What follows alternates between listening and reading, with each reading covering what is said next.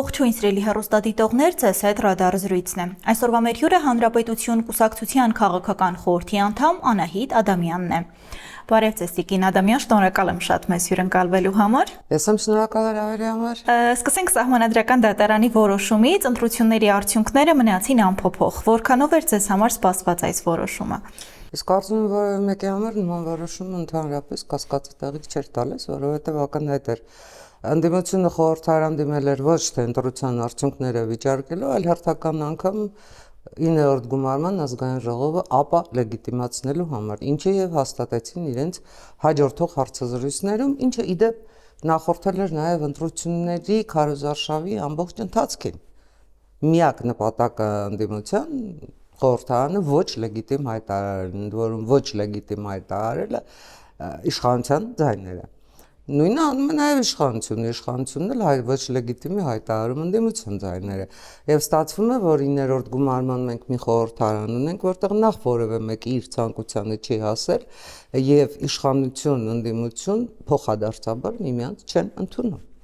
Տիկին Ադամյան այնուամենայնիվ շարունակում է օդում կախված մնալ 3 տեղամասերում վերաքվեարկության անելու հարցը եւ ԲՀԿ-ի մանդատների հարցը։ Ըստ էս այս իրավիճակը որքանով լիցքաթափեց քաղաքական։ Որ դա մնում է օդում կախված, որովհետեւ Սահմանադրական դատարանի վճիռը բեկանման ենթակա չէ։ Դե ֆակտո Սահմանադրական դատարանը հարցը փակեց։ Ես չեմ կարծում, որ հիմա օդում կախված է այդ հարցը։ Այ բոլորովին էլ արդյոք դա ճշմարիտ էր թե ոչ։ Ես կարծում եմ, որ ոչ, որովհետև եթե քվեարկության արդյունքները բեկանվում են, վերաքվեարկություն պետք է լիներ։ Ես հասկանում եմ, որ Գագիկ Ծառուկյանի գլխավորած քաղաքական ուժը մի քիչ տարօրինակ քաղաքական ուժ է, մեծ մասամբ ավելի շատ բիզնես պրոյեկտ է, քան քաղաքական նախագիծ է, որովհետև Գագիկ Ծառուկյանը սովորաբար 5 տարի քաղաքականության մասին մոռանում է, ընտրություններից առաջ հիշում է, ակտիվանում է, գիտեք դժվար է այդ քաղաքական ուժին համարել քաղաքական։ Բոլորովին այլ հարթության խնդիր է, բայց եթե հարցը դնում ենք ընտրությունների արդյունքներ չեղարկել, վերաքվեարկել, միանշանակ էր, որ այդ տեղամասերում ընտրությունների արդյունքները եթե չեղարկվել են, վերաքվեարկություն պետք է լիներ։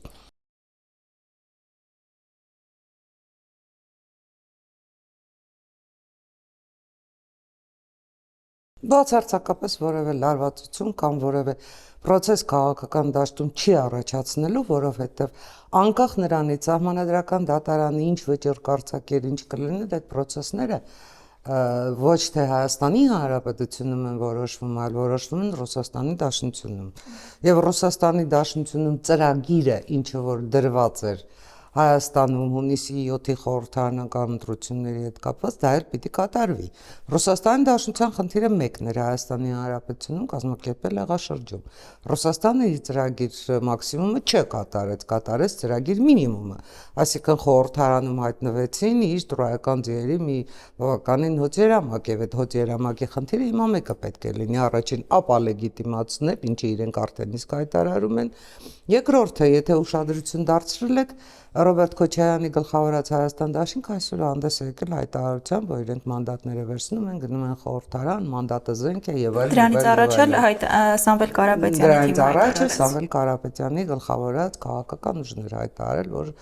այնուամենայնիվ մանդատները վերցնում են։ Իսկ կարծիքով ինչու էին ասում, որ կքննարկենք, վերցնենք թե ոչ։ Դա պարզապես խաղ էր։ Դա խաղ էր, որովհետեւ իրենք չէին կարող այլ բան ասել, քանի դեռ Սահմանադրական դատարան էին դիմել։ Իբր թե քաղաքական պատշաճության պահպանում էր։ Իրականում առաջին իսկ օրվանից պարզ էր, որ մանդատները վերցնելու են, ոչ մի նման խնդիր չկա, որովհետև էլ եմ ասում, Ռուսաստանի Դաշնությունը ունի իր ծրագիր մինիմումը, եթե նրանք խորհրդարան չեն մտնում, ծրագիր մինիմումի կատարումը ամենայն դեպս չի լինի 100%-անց, որտեղ հիմա իրենք խնդիր ունեն իրենց քաղաքական անձեռնմխելիությունը ապահովել եւ խնդիր ունեն փողոցային պայքար գեներացնել, փողոցային պայքար գեներացնելու եւ քաղաքական այդ խորհրդարանում իբր ակտիվություն ցուցաբերելու քանի տարի ենք մենք ունեցել։ Եկեք հիշենք, հա, 21 թվականին ընտրված խորհրդարանը ինչով է զբաղվել մինչև 26 թվականը։ Այսինքն հերթական անգամ Հայաստանը փորձելու է ներքաշել մի տեղապտույտի մեջ, որից քաղաքական, ռազմական, տնտեսական, չգիտեմ, Հայաստանի Հանրապետության իբրև պետության աջենդայում գտնվող ոչ մի կետ այդ պայքարով չի լուծվում։ Այսինքն մեզ փորձելու են մատուցել հերթական անգամ եւս մեկ խորհրդարան, որի գործունեությունը չի առնչվելու ոչ պետությանը, ոչ մեզնից յուրաքանչյուրին։ Այսինքն մեզ փորձելու են ապացուցել, որ այն ձայները, որոնք մենք տվել ենք կամ չենք տվել, չեն աշխատում։ Պարզապես չեն աշխատում։ Ամենայն դեպս ես չեմ կարծում, որ ես այս հարցում կողմնակալ եմ, բացարձակապես կողմնակալ չեմ, բայց ամենայն դեպս 21-ի արտահերթով ընտրված խորհրդարանի միակ պետության կյանքում գերկարևոր նշանակություն ունեցած օրինագիծը, որ ընդունել են, եղել է քաղաքացիների նախաձեռնությամբ ընդունված Եվրամիության անդամակցության գործընթաց սկսելու մասին օրենքը, որտեղ հենց այդ օրենքը տրիգեր դարձավ հետագայում տրիպին։ Հենց այդ օրենքը տրիգեր դարձավ, որ Արևմուտքը հասկանա այս երկրում 60,000 եւ ավելի, 64,534, եթե հիշողությունս չի դավաճանում, քաղաքացի կա, եւ եթե այդ պահին օրենքի պահանջը լիներ ոչ թե 60,000 ստորագրություն հավաքել 2 ամսում, իդեպ ստորագրությունները 1 ամսում հավաքվեցին, 300,000 լիներ, 300,000-ն էլ էր ստորագրվելու, դա փաստ էր։ Այդ դա էր նախորդ խորհրդարանի, այսպես որ վերցնում ենք ակտիվում ինչ ունի այդ օրենքներ։ Մնացածը ինչ է եղել, միմյանց վրա շշնետել, միմյանց վրա ինչ ասեմ, մեղադրանքների տարապ նետել կամ ընդհանրապես նիստեր բոյկոտել։ Հիմա մեզ նոր խորհրդարանում, 9-րդ գումարման խորհրդարանում ինչ երաշխիք, որ այդ ընթացքը չի սպասում։ Ինչ երաշխիք, կա նման երաշխիք։ Ես ճիշտն ասած չգիտեմ։ Իսկ ըստ հիմա կառուցողական աշխատանք կլինի խորհրդարանում, եթե ընդդիմությունը, գալիս է խորհրդարան, թե ըստ կոշտ դիմակայության առաջ կկանգնեն։ Ընդդիմությունը գալիս է խորհրդարան, որպեսզի խաղաղության համաձայնագիր չստորագրվի։ Ընդդիմությունը գալիս է խորհրդարան, որպեսզի Հայաստանի Հանրապետությունում տնտեսական զարգացում չլինի։ Ընդդիմությունը գալիս է խորհրդարան տապալելու համար տրիպը։ Եթե դրանք կառուցողական քայլեր են, դրանք կառուցողական քայլեր են մեկ պետության համար եւ այդ պետության անունը Ռուսաստանի Դաշնությունն է։ Հայաստանի Հանրապետության հետ կապված որևէ խնդիր այդ ընդդիմությունը իր օրակարգում չի դրել դե ֆակտո։ Բոլորովին այլ են հայտարարությունների մակարդակով իհարկե իրենք գալիս են երկիրը կառուցելու, շնացնելու, իրենք գալիս են մեզ բոլորից փրկելու։ Կներեք, ես փրկության կարիք չունեմ։ Ես կարծում եմ, որ այս պարագայում ես մեծամասնություն եմ։ Համենայն դեպս մեծամասնությունն եմ իդեմս բոլոր նրանց, ովքեր ձայն են տվել քաղաքացիական պայմանագրին։ Որքանով էլ որ քաղաքացիական պայմանագիրը շատ հանգիստ կարող էր իրավիճակ փոխել եւ շատ հանգիստ կարող էր իր որոշումներով, իր ժամանակին արված քայլերով այնպիսի իրավիճակ ստեղծել, որ այս ընդդիմությունը չունենար խորհրդարանում։ Դա արդեն իշխանության մեղքն է, որովհետև իշխանությունը այս ընթացքում այս անցած 5 տարիներին եւ հատկապես վերջին 1 տարում գերադասեց ոչ թե պետության շահը դնել իր քաղաքականության կենտրոնում, այլ իր վերընտրվելու շահը դնել իր քաղաքականության կենտրոնում։ Դա է իրականությունը։ Տիկին Ադամյան, իսկ մանդատ վերցնելը ձեր գնահատմամբ նշանակում է, որ նրանք այնուամենայնիվ համաձայն են ընտրությունների արդյունքների հետ, թե այնուամենայնիվ կարող են վերցնել, բայց խորհրդարանում, չգիտեմ, վիճարկել արդյունքները ու այդպես աշխատել խորհրդարանում։ Ես կարծում եմ իրենք արդեն իսկ այդ հարցին պատասխանել են իրենց հայտարարություններով, թե ինչի են իրենք գնում խորհրդարան։ Իրենք գնում են խորհրդարան, որպեսզի իրականացնեն իրենց ծրագիրը։ Եվ դա բացարձակապես ոչ մի կապ չունի Հայաստանի Հանրապետության հետ, դա պարզապես իրենց անձեռնմխելիության խնդիր է ապահովելու, ամենայնպես մինչև այն պահը, երբ դատախազը մտնի խորհրդարան, դա իրենց որոշակի ազատությունն է տալու եւ դա թույլ է տալու երկրի թիվ 1 ամբիոնից, ինչպես շատ հաճախ այսպես բարձրագույն հայտարարություններ են անում, երկրի թիվ 1 ամբիոնից շարունակել Հայաստանի Հանրապետության վրա հերյուրանքի զրպարտության Հայաստանի Հանրապետության դեմ պետականականդ գործողությունները ընդհանրապես։ Իսկ ընդդիմության մտնելով խորհրդարան կարելի է համարել, որ հետընտրական ճգնաժամը ավարտվել է, թե այստեղ չէր սկսվել։ Ես կարծում եմ, որ հետընտրական ճգնաժամ որպես այդպեսին գոյություն չի ունեցել երբևէ։ Տեսեք, հետընտրական ճգնաժամ կլիներ, եթե ժողովուրդը փողոց դուրս գար, քանի հոգի տեսակ փողոց։ Օրինակ Սամվել Կարապետյանը հայտարարել է առաջիկայում բոլոր ընդդիմադիր ուժերի հետ իր խոսքերով ասված ուժեղ եւ վստահելի հանրահավաք անցկացնելու մասին։ Ըստ ըս կկայանա Ռոբերտ Քոչարյանն ասում էր, եթե իրենք չհաղթեն, հեղափոխություն են անելու։ Ուր է այդ հեղափոխությունը։ Ուր է այդ հեղափոխությունը։ Գիտեք, այդ ամեն ինչը ընդամենը մեկ նպատակի է ծառայում՝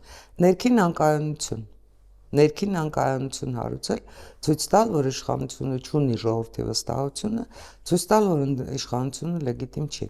Բայց եկեք այդ Սամվել Կարապետյանին, Ռոբերտ Քոչարյանին, Գագիկ Ծառուկյանին եւ բոլոր մյուսներին դնենք մի կողմ։ Փորձենք հասկանալ Հայաստանի Հանրապետության իրական խնդիրները որոնք են։ Այո, այդ մարդիկ, նրանց փաղանգը Հայաստանի Հանրապետության համար սպառնալիք է։ Ձեզ համար է սպառնալիք, ինձ համար է սպառնալիք, բոլորիս համար է սպառնալիք, բայց որոնք են մեր խնդիրները։ Ունենք մենք անվտանգության խնդիր, իհարկե ունենք։ Ունենք մենք բանակ վերականգնելու անհրաժեշտություն 6-րդ սերնդի պատերազմելու ունակ բանակ, ոչ թե 44 օրյայում չպարտվելու ունակ բանակ։ Տեսնում եք, չէ՞ աշխարհում ինչ է կատարվում։ Տեսնում եք աշխարհաքաղաքական ինչ հնարավորություններ են հիմա Հայաստանի Հանրապետության առաջ բացվում։ Իդեպ ես շատ երախտապարտ եմ Ռուսաստանի Դաշնության նախագահին ու կարծում եմ հայ ժողովուրդը ընդհանրապես երախտապարտ պետք է լինի Վլադիմիր Պուտինին, որովհետև Վլադիմիր Պուտինը արդեն հանեց բոլոր հնարավոր դիմակները եւ անթակույց սկսեց տնտեսական պատերազմը Հայաստանի Հանրապետության դեմ։ Եվ միայն այդ տնտեսական պատերազմը, այդ տնտեսական շանտաժը, այդ տնտեսական պատժամիջոցները ստիպեցին գործող իշխանությանը համենայն դեպս փոխել քաղաքականությունը գոնե դե ֆակտո դե յուրե պահպանելով այն որևէ ձևով չարդարացված եւ որևէ ձևով չհիմնավորված հավասարակշիռը, որ հայտարարել էին իրենց նախընտրական ծրագրում հավասարակշիռ եւ տարածաշրջանայնացման քաղաքականություն, գիտեք, դա աբսուրդ է։ Հայաստանի Հանրապետությունը, երբ ունի այդքան մոնոպոլիաներ, չի կարող հավասարակշիռ քաղաքականություն վարել։ Սա տնտեսագիտական նոնսենս է։ Մոնոպոլիաների պարագաներում հավասարակշիռ հնարավոր չի։ Բայց դա հարցի մի կողմն է, այնուամենայնիվ շնորհակալություն Պուտինին իրենց վարած քաղաքականության համար։ Իսկ ձեր կարծիքով հիմա Ռուսաստանը շարունակում է ազդեցություն ունենալ Հայաստանի ներքաղաքական գործընթացների վրա։ Ես կարծում եմ, որ դա միայն իմ կարծիքով չի, դա Ռուսաստանի վիթխարի ջանքն է։ Ռուսաստանը այդ ջանքի համար միլիարդներ է ծախսել եւ Ռուսաստանը այդ գործընթացը շարունակելու է եւ այնքան որքան հնարավորություն ունի։ Հնարավորություն հիմա ունի, որովհետեւ խորհրդարանում հայտնվեցին իր գլխավորած ուժերը։ Ռուսաստանի Դաշնությունը դա փորձել է անել, բայց ելի եմ ասում, եկեք դա մի կողմ դնենք, որոնք են Հայաստանի Հանրապետության իրական խնդիրները։ Ունենք տնտեսության զարգացման, տնտեսության դիվերսիֆիկացիայի խնդիր, միանշանակ ունենք։ Ռուսաստանը հնարավորինս փորձում է կազմակերպել ամեն ինչ։ Ինչ ենք անում մենք։ Ես կարծում եմ, որ ֆոն դեր Լայենի այցը բոլոր հնարավոր հարցերի պատասխանն էր։ Արդեն բոլոր նրանք, ովքեր շատ լուրջ գիտական տեսք ընդունած, պետք է հարցնեին, իսկ Եվրոպան մեզ սպասում է։ Հիմա հանկարծ տեսան այդ Եվրոպային Իրենստանը նստած, պարզապես Իրենստանը նստած, եւ նստած ոչ թե նրա համար, որ եկել էր հերթական սպառնալիքները թվարկեր, այլ եկել էր ասելու ինչ եմ պատրաստ քեզ համար անել։ Ինչ եմ արել քեզ համար, ինչ եմ անում քեզ համար։ Հայտարարեց, որ տեղյակ է Ռուսաստանի ճնշումների մասին։ Այո, եւ ինչ եմ շարունակելու քեզ համար անել։ Եւ գիտեք, այստեղ աբսուրդների աբսուրդը որն է, որ համենայն դեպս բավականին շատ թե քարոզչամիջոցներում, թե փորձագիտական շրջանակներում հնչում է հարցը. արդյոք դա Ռուսաստանի դեմ չի։ Լսեք, իսկ որևէ մեկը չի հարցնում, արդյոք Ռուսաստանը Հայաստանի դեմ չի։ Եվ այդ հարցը արծարծելու այդ հարցին անդրադառնալու փոխարեն մենք սկսում ենք պատասխանել աբսուրդ հարցի. արդյոք Հայաստանի Հանրապետությունը երբ պաշտպանում է իր ազգային շահը եւ պաշտպանում է ինքը իրեն, դա Ռուսաստանի դեմ է։ Պատկերացնում եք ինչքան են աղճատվել մեր պատկերացումները։ Այսինքն մենք այստեղ իրավունք չունենք փռշտալու, մենք այստեղ իրավունք չունենք երբ հիվանդ ենք բուժվելու, որտեղ դա կարող է հանկարծ Ռուսաստանին դուր չգալ։ Ես կարծում եմ, որ 2020-ից հետո ամենայն դեպս արևմուտքի շնորհիվ էր, որ Հայաստանի Հանրապետությունը պահպանվեց իբրև ինքնիշխան պետություն։ Նախ եւ առաջ Ամերիկայի Միացյալ Նահանգների աջակցությունը պետք է շեշտել, որտեղ Ամերիկայի Միացյալ Նահանգների դեսպոտն այդ օրերին Սյունիքից Երևան չէր գալիս։ Ամերիկայի Միացյալ Նահանգների պետքարտուղարի զանգերն էին կանխում Հայաստանի Հանրապետության դեմ հետագա ագրեսիաները։ Եվրադիտորդների ներկայությունը կանխեց բոլոր այդ ագրեսիաները։ Ազգային անվտանգությունը Եվրոպան պաշտպանեց։ Եվրոպան հիմա փորձում է մեզ համար ապահովել, Եվրոպան եւ Ամերիկայի Միացյալ Նահանգները հիմա մեզ համար փորձում են տնտեսական անվտանգության հնարավորություններ ստեղծել եւ ինչ ենք անում մենք։ Այստեղ գլխավոր հարցը դա է։ Հիմա մեր օրերի հարցը դա է, թե ինչ է անում Հայաստանի Հանրապետությունը։ Արդյոք Հայաստանի Հանրապետությունը իր արժև այդ բոլոր բացված դռներով փորձում է անցնել, թե հերթական պատուհանն է իր համար փորձում բացել դեպի փակուղի, դեպի մի տարածք, որտեղ ոչինչ չկա, դեպի մի տարածք, որտեղից իրեն անverջ վտարում են, որտեղ իրենին անverջ, որտեղից իրեն անverջ սպառնում են, որտեղ իրեն ասում են գնա ընտրի։ Այսինքն ընտրություն չեն թողնում ու ասում են գնա ընտրի։ Ինչը ընտրես։ Ընտրես համայն աշխարհին պատերազմ հայտարարած Ռուսաստանի Դաշնությունը, երբ արդեն ինքը իր անվտանգության խնդիրները չի կարողանում լուծել։ Ընտրես ԵԱՏՄ-ն, որտեղ համենայն դեպս կանոնադրական որևէ սկզբունք չի գործում, իսկ եթե գործում է Հայաստանի Հանրապետության դեմ այս քաղաքականությունը որևէ հիմնավորում չունի, եւ մենք հանգիստ Ռուսաստանի Դաշնությանը գիտեք ինչքան քայլեր ունենք հակադրելու։ Մենք ոչ թե պիտի գնանք ասենք դե ԵԱՏՄ ջան կամ ՀԱՊ ջան կամ դե Ցար ջան մեր դրության մեջ էլ մտի մեզ հասկացել, մենք պետք է ասենք ոչ։ Ռուսաստանի Դաշնությունը չի կատարել իր պայմանավորվածությունները կոնցեսիոն իրեն հանձնված կոնցեսիոն կառավարման երկաթուղու հարցում։ Ինչու չենք դիմում արբիտրաժային դատարան եւ չենք ասում, որ մենք պայմանագիրը լուծարում ենք։ Շատ հանգիստ։ Մենք դրա բոլոր հիմքերը ունենք։ Դրա բոլոր հիմքերը մենք ունենք համեմատեք հայկական երկաթուղին, վրացական երկաթուղին, ադրբեջանական երկաթուղին, թուրքական երկաթուղին։ Դուք կտեսնեք 19-րդ դարով եւ 21-րդ դար։ Ուր են այդ ներդրումները։ Պետությունը բավականաչափ ֆինանսներ է հատկացրել այդ երկաթուղու գործունեությունը ապահովելու համար։ Ինչի վրա են ծախսվել մեր բյուջեից հատկացված ֆինանսները։ Եվ որևէ մեկը պետք է հաշվարկի, թե 2008 թվականին, երբ Ռոբերտ Քոչարյանը ամենամեծ երևի թե թշնամությունը արեց Հայաստանի Հանրապետության նկատմամբ այդ երկաթուղին Ռուսաստանին անցնելով, առ այսօր ինչքան գումար է ծախսվել բյուջեից ապահովելու համար Հայաստանի Հանրապետության տարածքով, Հայաստանի Հանրապետության տարածքից դուրս երթևեկը, որը կարող էր երկաթուղով շատ ավելի էժան դնել, բայց երկաթուղի գոյություն չուներ։ Իսկ ինչպեսին պետք է լինի հիմա Հայաստանի քաղաքականությունը Ռուսաստանի նկատմամբ։ Հայաստանի Հանրապետության քաղաքականությունը Ռուսաստանի Դաշնության նկատմամբ մեկն է։ Հայաստանը որևէ երկրի պատերազմ չի հայտարարում, Հայաստանի Հանրապետությունը գործում է ըստ ստացված պայմանների։ Ես ասում եմ, տեսեք, կոնցեսիոն կառավարման հանձնված երկաթուղու հարցը կարող ենք բարձրացնել, միանշանակ կարող ենք բարձրացնել։ Հայաստանի Հանրապետության տարածքում տեղակայված ռուսական 100-րդ ռազմաբազայի հարցը կարող ենք բարձրացնել։ Ամենայն դեպս ստեղծված պայմաններում 100-րդ ռազմաբազան Հայաստանի Հանրապետությունը ոչ մեկից, ոչ մի երկրից եւ ոչինչից չի պաշտպանում։ Փաստ է, չէ՞։ Երրորդ ավելի ճիշտ արդեն Հայաստանի Հանրապետության տարածքը պետք է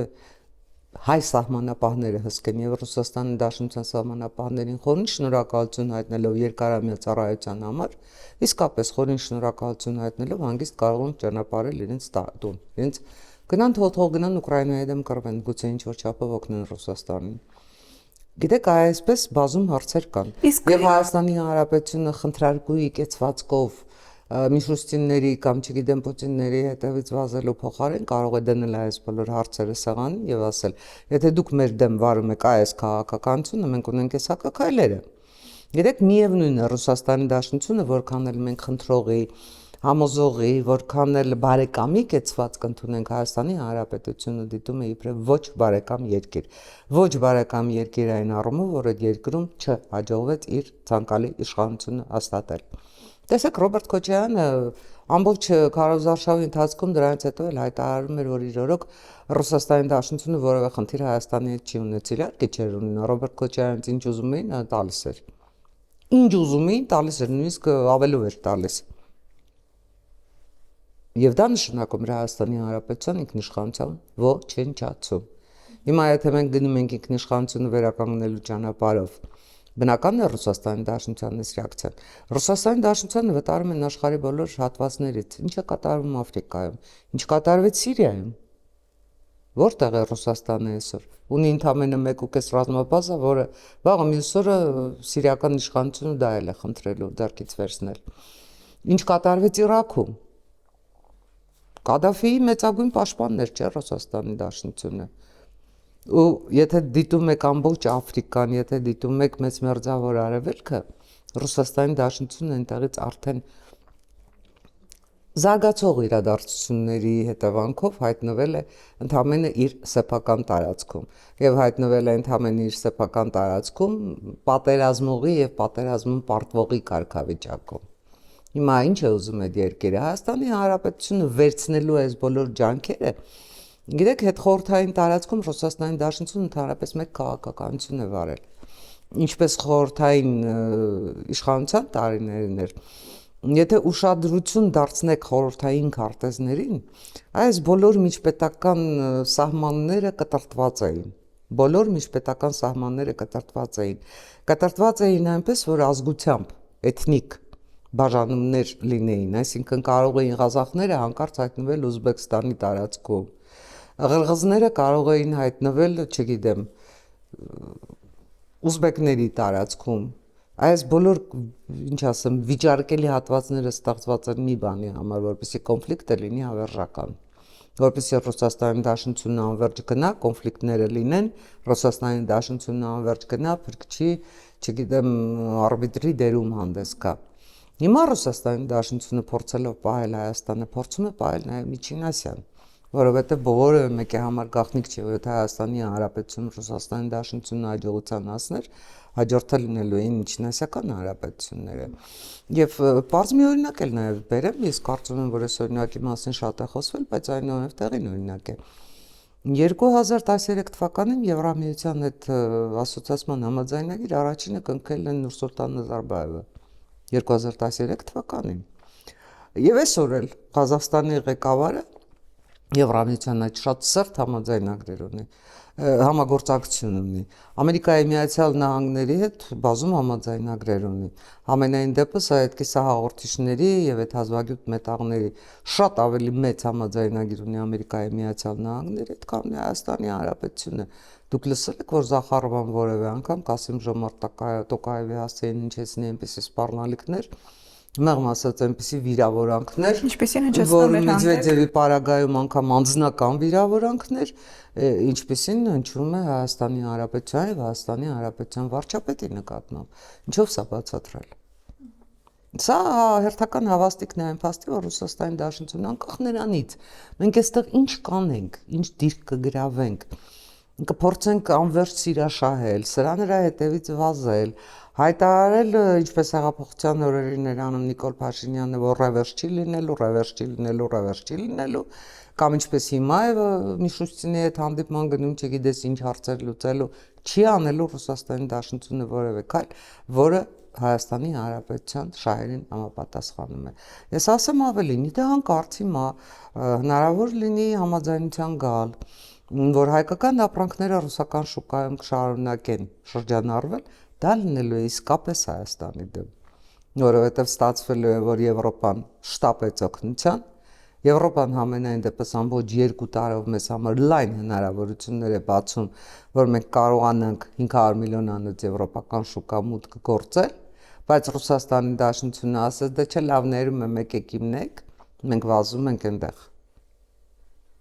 Տիկին Ադամյան, իսկ եթե այսօր Ռուսաստանը նորից տնտեսական կամ քաղաքական սահմանափակումներ կիրառի Հայաստանի նկատմամբ, այ Հայաստանը ինչքանով է պատրաստ դիմակայել դրանց։ Նորից է ո՞րն է։ Այլ սահմանափակումներ արդեն ես կարծում եմ, որ հնարավոր չի լինի, եթե նկատի չունենան գազի խնդիրը, շատ հնարավոր է, որ այո, հենց հունվարի 1-ից Ռուսաստանի Դաշնությունը փորձի կամ բարձրացնել գազի գինը կամ գիտեք, իշխանությունը պատասխանատվությունը։ Ամենայն դեպս Հանրապետություն կուսակցությունը արդեն 5 տարի է գազի մասին խոսում է։ Այս որ ասում էի, մեզ պետք է դիվերսիֆիկացում, մեզ պետք է մոնոպոլիաների վերացում, հենց դա էլ նկատի ունեի։ Ամենայն դեպս հիմա 90-ական թվականները չեն։ Աշխարհում փոխվել է գրեթե ամեն ինչ։ Եվ գազի խնդիր լուծել Հայաստանի Հանրապետության համար բավականին հեշտ է, եթե դու դա դնում ես իսկապես քո օրակարգի առաջին կետում։ Եթե հիշում եք, անկախությունից հետո Հայաստանի Հանրապետությունը Ռուսաստանին չի գազམ-ատակարարել, մենք սպառել ենք թուրքմենական գազը, եւ թուրքմենական գազ սպառելու տարբերակը հիմա էլ արդիական է։ Մենք հիմա էլ կարող ենք թե Իրանից գազ բերել, թե օգտվել տարածաշրջանում գտնվող այլ հնարավորություններից։ Պարզապես դրա համար պետք է քաղաքական որոշում։ Իդեպ ես ձեզ ասեմ նաև երկրորդ կողմը։ Ամենայն դեպս Հայաստանի Հանրապետությունը Գազպրոմի հետ ունի պայմանագիր։ Եթե Ռուսաստանի Դաշնությունը որևէ կերպ փորձի այդ պայմանագիրը կամ խզել կամ վերանայել, կա արբիտրաժային դատարան։ Եվ այդ արբիտրաժը միանշանակ վճռ է կայացնելու օգուտ Հայաստանի, որտեղ այս պարագայում Ռուսաստանն է պայմանագիր խախտողը լինելու։ Ճիշտ նույն կերպ, ինչպես եթե մենք դիմենք արբիտրաժ, հօգուտ Հայաստանի է որոշում կայացվելու, որտեղ Ռուսաստանի Դաշնությունը որևէ ներդրում չի արել, որտեղ Ռուսաստանի Դաշնությունը կոնցեսիոն կառավարումը դարձրել է անգործության եւ կոռուպցիայի, ինչ ասեմ, դրսևորման լավագույն օրինակ իր չափանիշներով։ Այո, գազը Ռուսաստանի Դաշնության համար միշտ էլ եղել է ոչ թե վառելիք, մեղմ ասած, ոչ թե էներգետիկ ռեսուրս, այլ քաղաքական ռեսուրս։ Քաղաքական ռեսուրս, որով փորձել է ամբողջ Եվրամիության վրա ազդել Փարքաստու, Եվրամիությունը այդ ազդեցությունից ձերբազատվել է։ Ես կարծում եմ, որ մենք եւս պետք է այդ ազդեցությունից ձերբազատվենք։ Եվ վերջին հաշվով մեր քաղաքական օրակարգում պետք է լինի նաեւ Հայաստանի Հանրապետության էներգետիկ անվտանգության ապահովում, իսկ էներգետիկ անվտանգության ապահովումը հավատացնում եմ ձեզ միայն գազը չէ։ Մենք վերջին հաշվով շատ արագ պետք է փորձենք հնարավորինս արագ, թեպետ գործող իշխանության պարագայում դա մինչև դարավերջ կարող է ձգվել, երկրորդ այգի վերջին հաշվով պայմանագիր կնքելու հարցը լուծենք, դա եւս շատ կարեւոր է, որովհետեւ մեծամորը չի կարող անverջ գործել եւ էներգետիկ անվտանգությունը ոչ միայն տնտեսական խնդիր է, դա քաղաքական անվտանգության խնդիր է։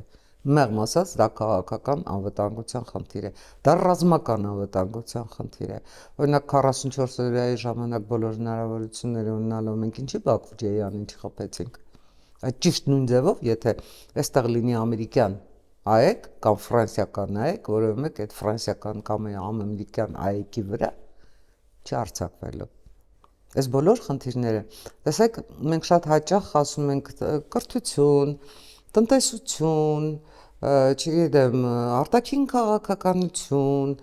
այս բոլորը պատկերացնում ենք առանձին։ Միտեղ փորձում ենք ինչ-որ առաջընթացիկ քայլեր անել, մյուս տեղը հապաղում ենք, իրականում պետությունը շատ օրգանիկ կառուցվածք է, եւ այդ բոլոր գործընթացները, զարգացման բոլոր գործընթացները պետք է միահյուսված ու համաժամանակյա լինեն,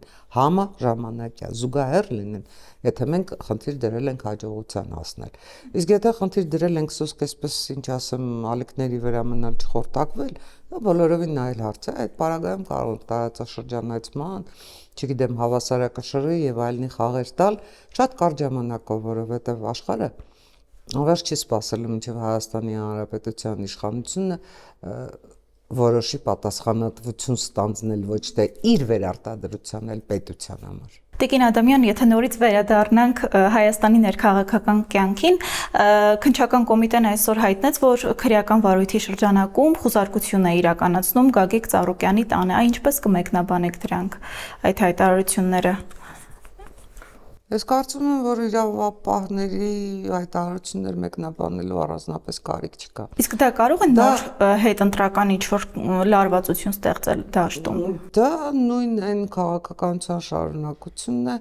որ հռչակել էր Նիկոլ Փաշինյանը դեռ քարոզարշավի օրերին, հիշում եք, հայտնի արտահայտությունը եռագլուխ, չգիտեմ, հրեշի թե ինչի մասին, իդեպ ես այդ արտահայտությունը պարզապես համարում եմ քաղաքական անընդունելի բառապաշարի մաս, որովհետև եթե իրոք կան եռագլուխ հրեշներ, այդ եռագլուխ հրեշներին ինքն է բուծել ու հրեշացրել իր վարած քաղաքականությամբ, որովհետև հեղափոխությունից հետո ամենայն դեպս տարատեսակ մուրճեր, երկաթի, չգիտեմ ինչի մուրճեր պողպատի, երկաթի եւ բոլոր հնարավոր մետաղների մուրճեր ստանալուց հետո քաղաքացիական պայմանագիրը քաղաքական գնահատական չտվեց նախորդ իշխանությանը։ Ինչ մեղադրանքներ ասես հնչեցին, ինչ սպառնալիքներ ասես հնչեցին, որում երկկողմանի։ Եկեք այս պարագայում հանուն արդարության շեշտենք, որ երկկողմանի էին այդ մեղադրանքները, բայց ոչինչ դրան չհետևեց։ Կամ էլ հետևեց այսպես բռնեմ բաց թողնեմ, բռնեմ բաց թողնեմ, բռնեմ բաց թողնեմը, որը շատ ավելի վատ ազդեցություն է ունենում։ Ինչու են նախագահները, նախկին նախագահները մնում քաղաքականության մեջ, որովհետև պահպանում են իրենց ֆինանսական կապիտալը, եւ այդ ֆինանսական կապիտալը մնում է իրենց համար թե նպատակ ինքնապահպանման, թե հնարավորություն քաղաքական կյանքում մնալու եւ քաղաքական կյանքը պետության կյանքի դեմ ուղղելու հնարավորություն, առավել եւս երբ ստացվում է պատշաճ պատվերը հրահանգը Մոսկվայից։ Թե ինչ կլինի Գագիկ Ծառուկյանի հետ, անկեղծ ասած իսկապես չգիտեմ եւ չեմ Օրինակ որոշ ընդդիմադիրներ այս գործողությունները որակում են որպես քաղաքական ճնշում։ Դուք համաձայն եք դրա հետ։ Ինչն է քաղաքական ճնշում այս պարագայում։ Գիտեք, հիմա այնքան են այդ շահարկումները, որ չես հասկանում որտեղ է սկսվում եւ որտեղ է ավարտվում քաղաքականությունը, որովհետեւ եթե Գագիկ Ծառուկյանը հանգիստ զբաղվեր իր գործարարի կյանքով, որևէ մեկը որևէ ճնշում նրա վրա չէր գործադրելու, միանշանակ է։ Ես դժվարանում հերթը կհասնի Սամվել Կարապետյանին։ Ես Սամվել Կարապետյանը կարծում եմ տնային կալանքի տակ է, ինչ հերթ հասնի, ինքը հերթը առաջինն է։ Տեսեք, իմ ասածը հենց դա է, որ այս բոլոր գործընթացները, չգիտես ինչի զուգորդվում են ընտրությունների հետ։ Այս բոլոր գործընթացները վերաբերում են պետության կյանքին եւ այս 8 տարում ամենայն դեպս քաղաքացիական պայմանագիրը պետք է կարողանար երկրում իր սկսած բարեփոխումները հասցնել տրամաբանական ավարտին։ Եվ տրամաբանական ավարտին պետք է հասցված լիներ նաև իրավապահ համակարգում բարեփոխումները, որովհետև մեր դատարանները այսօր այնպեսի քաղաքական, իսկապես քաղաքական որոշումներ են կայացնում, որ չես իմանում ինչ անես։ Չկա դատական համակարգում արդարություն, ամենայն դեպս շատ մեծ դեպքերում, շատ հաճախակի դեպքերում։ Եվ այս պարագայում իշխանությունը անելիքը ոչ թե ուղիղ ցուցումներ տալն է իրավապահ համակարգին, այլ այնպեսի մթնոլորտ ստեղծելն է, այնպեսի օրենքներ ընդունելն է, որ իրավապահ համակարգը ինքնամաքրվի։ Հիշում եք դատավորների նշանավոր վեթինգը, այդպես աղմկահարույց սկսված վեթինգը, ինչով ավարտվեց այդ վեթինգը, կամ ավարտվեց, թե շարունակվում է։ Մենք բարեփոխումներ ենք սկսել կրթական համակարգում, կարծես թե չենք ավարտել։ Մենք բարեփոխումներ ենք սկսել իրավապահ համակարգում, ծայրը չի երևում։ Մենք ազդարարեցինք տնտեսական հեղափոխություն, ու այդ տնտեսական հեղափոխությունը չարեցինք, որովհետև եթե այդ տնտեսական հեղափոխությունը արած լինենք, Հայաստանի Հանրապետությունում գործեր արդյունաբերություն։ Հայաստանի Հանրապետությունն այսքան կախումներ չէր ունենա, մոնոպոլիաներ այսքան չէր ունենա մեկ երկրից։ Գիտեք, կարևոր չի պարագայում, թե որ երկրից։ Հավատացնում եմ ձեզ, կարևոր չի, եթե այդ երկիրը ասենք չլիներ Ռուսաստանն, այլ լիներ Կանադան կամ լիներ Ֆրանսիան, ես նույնը կասեի, որովհետև չի կարելի ամբողջ տնտեսությունը դնել մեկ երկրից կախման մեջ։ Սա ասում են նաև քաղաքացիական պայմանագրի ներկայացուցիչները։ Ասելը ասում են, բայց ինչ են անում։ Եվ եթե ասենք Ռուսաստանի Դաշնության այս պատժամիջոցները չլինեին, ամենայն դեպս Հայաստանի Հանրապետության էկոնոմիկայի նախարարությունը տեղից չէր շարժվի։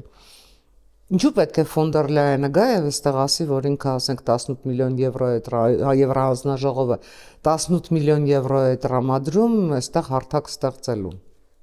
Ինչու՞։ Դա պիտի այս պետությունը արած լիներ։ Այս պետությունը պետք է ստեղծած լիներ այն օղակը, որը կապ է արտադրողի եւ սպառողի միջև։ Սպառողը, արտադրողը բացարձակապես պարտավոր չի ապահովել նաեւ սպառում, ինքը արտադրում է։ Այ պետք է լիներ մեկ օղակ, որը պետությունը ստեղծած լիներ սպառման եւ արտադրանքի միջև ապահովելու լոգիստիկ խնդիրները, ապահովելու նոր շուկաների որոնման եւ նոր շուկաներ մթերքների արտահանման խնդիրը, ապահովելու համար այն փորձագիտական լաբորատորիաների արկայությունը, որտեղ այդ ապրանքները կստանային համապատասխան սերտիֆիկատ։ Արել է պետությունը այդ գործը, կիսատ բռատ ինչպես ամեն ինչ։ կամ ազդարարել է, որ անում է, դու գիտեք դա գործընթաց է, դա հնարավոր չի 1 տարում անել, դա հնարավոր չի 2 տարում անել, այո, դա հնարավոր չի անել 1-2 տարում, բայց 8 տարում հնարավոր էր։ Եվ վերջին հաշվով դա միայն չեն ազդարարում, դու եթե նպատակ ունես իսկապես նպատակ ունես տնտեսության զարգացումը, դու պետք է պայմաններ ստեղծես, որպեսզի կարողանաս ԵԱՏՄ-ից անցնցում դուրս գալ։ Դու ի վերջո իրենք էլ ինչ ասում, որ մեր նպատակը Եվրոպա դեպի Եվրամիություն գնալն է։ Եթե դու գնում ես դեպի Եվրամիություն, այդտեղ ինչ ասեմ, եւ մանկապարտեզի երեխայի համար էլ պարզ է, որ դու չես կարող 2 կառույցում անդամ լինել։ Ուրեմն դու հրաժեշտ ես տալիս ԵԱՏՄ-ին Եվրամիություն գնալու համար, բայց այստեղ կա պարադոքս։ Եվրամիության անդամակցության չափանիշները անվերջ փոխվում են։ Եվրամիությունն ինքնակատարելագործվող կառույց է։ ԵԱՏՄ-ն չի, որ այսպես հնարեն 4 չափանիշներ ու ով չալարի այդ 4 չափանիշները խախտի։ Եվրամիությունն ինքնակատարելագործվող կառույց է եւ պարադոքսն է, որ դու պետք է նաեւ այդ կառույցում լինես, որպեսզի այդ չափանիշներին կարողանաս համապատասխանել։ Այսինքն գոնե ասոցիացիան համաձայնագիրը տնտեսության մասով պետք է կնքես։ Այսինքն գոնե ՍԵՊԱ-ն պետք է կատարած լինի իր այս ամբողջ ընթացքում։ Ինչ ես արել դու քո համար, քեզ համար, քո ինչ ասեմ, քաղաքացիների համար այդ առումով։ Դու անverջ հայտարարել ես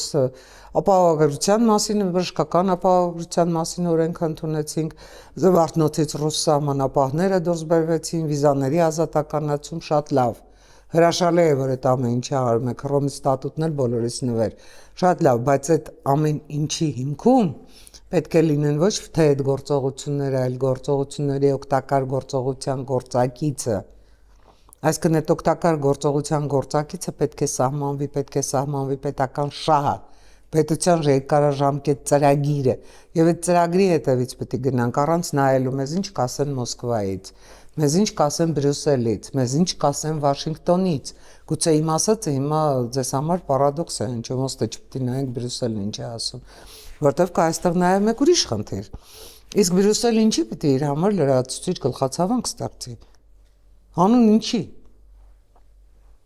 Այնտեղից մեզ հանգիստ կարող են ասել, գիտեք, ձեր հապկից դուրս մի եկեք, ձեր ԵԱՏՄ-ից դուրս մի եկեք, համապատասխանեք չափանիշներին, այդպես դանդաղ կզարգանաք, այո կարող են ասել։ Դա բխում է մեր շահից։ Ես կարծում եմ, որ ոչ, որտեղ մեր գլխավոր խնդիրը ժամանակ չկորցնելն է։ Դե տեսեք ինչ է կատարվում Ադրբեջանում։ Մենք խաղաղության համաձայնագիր նախաստորագրեցինք, բայց դա դեռ չի նշանակում, որ Ադրբեջանը դարձել է մեզ համար բարեկամ երկիր։ Տրիպի համաձայնագիրը այս պարագայում շատ ավելի կարևոր է, քան հավատացեք խաղաղության նախաստորագրված համաձայնագիրը, որտեղ տրիպը ստեղծում է զսպումների մեխանիզմ, որտեղ տրիպը փորձում է առևտրի փոխշահավետ հարաբերություններ հաստատելու ճանապարհների ապաշրջափակման միջոցով խաղաղությունը դարձնել տևական։ Այսինքն տնտեսությունն է դնում հիմքում, փոխշահավետ գործարքն է դնում հիմքում։ Բայց մենք պետք է այդ ընթացքում մեր տնտեսությունը զարգացնենք։ Ադրբեջանը, Թուրքիան երկաթուղիներ են կառուցում, մենք ինչ ենք անում, սպասում ենք դե տեսնենք Պուտին ինչ կասի, տեսնենք Միշուշտինը, դե վերջին հաշվով մի բան կանենք էլի։ Հա? Դա է մեր քաղաքականությունը։ Կամ երբ որ ասում ենք, որ Հայաստանի Հանրապետության սեփականությունն է, Հայաստանի Հանրապետության երկաթուղին եւ մենք թույլ չենք տա, որ այս վիճակը մնա, ու ինչ։ Ինչ է հաջորդում դրան։ Ես կրկնում եմ 21-րդ դարի առաջին քառորդը գերխտացած, արագացված ժամանակ է։ Եվ այդ գերխտացված, արագացված ժամանակներում արագ պետք է վճռներ ընդունես, եթե որոշել ես ինքնապահպանվել իբրև պետություն։ Եթե հարգում ես ինքդ քեզ, եթե հարգում ես քո քաղաքացիների քեզ տված քվեն, այդ քվեն քեզ չի տրված, որպեսզի դու հայտարարություններ անես եռագլուխ հրեշներին քաղաքականապես գլխատելու մասին եւ բռնեն բաց թողի խաղաղաս։ Այդ քվեն քեզ չի տրված, որպեսզի դու 5 տարի խոստումներ տաս թե ինչ ես անելու եւ հաջորդ հնգամյակում գաս ու ասես, գիտեք, այս խոստումները ինչը որ չեմ արել, էլի ինձ քվե տվեք, որ ինչը չեմ արել անեմ։ Եթե անող էիր, կանեիր, եթե չես արել, ուրեմն ուրիշները պետք է գան որ անեն։ Տիկին Ադամյան, ամփոփելով մեր այսօրվա զրույցը, կուզեի իմանալ ինչն է լինելու Հանրապետություն կուսակցության առաջիկա առաջնահերթությունները առաջիկա ամիսներին։ Ես կարծում եմ, որ ոչ միայն առաջիկա ամիսներին, այլև Առաջիկա տարիներին Հանրապետություն կուսակցության համար այո, այս պարտությունը ֆիասկո էր։ Բայց այս պարտությունը հավատացնում եմ ձեզ մեր կուսակցության պարտությունը չէր։ Այս պարտությունը աշխարհակաղակական ազդեցությունների հետևանքով էր։ Այս պարտությունն հետևանքով էր, որ էլի քաղաքացին, ինչպես 21-ին էր արել, որոշեց, որ ինչ ասեմ, խաղաղությունը վտանգված է, որ եթե այս կրեմլիվականները գան իշխանության, իրենք հայտնվելու են շատ ծանր իրավիճակում եւ գնաց, ասենք, ձայն տվեց քաղաքացիական պայմանագրին, այն ձայները, որ մեր ձայներն էին, գնացին քաղաքացիական պայմանագրին։ Այն ձայները, որ մեր ձայներն էին, չաշխատեցին։ Սա է ճշմարտությունը։ Ես կարծում եմ, որ տեսեք, Հայաստանի քաղաքական օրակարգում հիմա գերխնդիր է լինելու 2028-ը։ Որովհետև միանգամայն ակնհայտ է, ինչպես 23 թվականի Երևանի ավականու ընտրություններում Կրեմլի վկաները փորձում էին վերցնել Երևանը պետությունը վերցնելու համար, հրաշալի առիթ է 2028-ին առաջին գլխավոր փորձը անելու պետությունը վերցնելու համար եւ Երևանի ավականու ընտրությունները տեղական ինքնակառավարման մարմնի ընտրությունները դառնալու են խիստ քաղաքական, դառնալու են խիստ աշխարհակաղակական ընտրություն։ Եվ պետք է մտածել բոլորին, պետք է մտածել ինչպես անել բոլորին, սա միայն Հանրապետություն կուսակցությանը չի վերաբերվում։ Սա վերաբերում է բոլոր քաղաքական ուժերին, որոնք կանգնած են պետության կողքին եւ կանգնած են պետության դեմ, պարզապես պետության դեմ։ Բայց բոլորը պետք է մտածեն ինչպես պահպանել Երևանը, որպեսզի պահպանեն Հայաստանի Հանրապետությունը։ Մենք միշտ եղել ենք եւ դա մեր կուսակցական բոլոր պարտությունների հիմքում է ասեմ, որտեղ մենք միշտ եղել ենք պետության կողքին։ Եվ այսօր քաղաքացիական պայմանագրի այս ամենայն դեպս խորհրդարանում մեծամասնություն ունենալը նաեւ մեր շնորհիվ է, մեր վարած քաղաքականության շնորհիվ է, մեր վարած գաղափարական պայքարի շնորհիվ է, մեր ամենայն դեպս քաղաքական դաշտում տասնյակ, եթե ոչ հարյուրավոր առաջարկների շնորհիվ է պետություն պահելու, պետություն զարգացնելու։ Շնորհակալ եմ շատ Տիկին Ադամյան։ Շնորհակալ։ Այսօրվա համար այսքանը, իսկ ես հիշեցնեմ, որ մեր հյուրն էր Հանրապետություն կուսակցության քաղաքական խորհրդի անդամ Անահիտ Ադամյանը։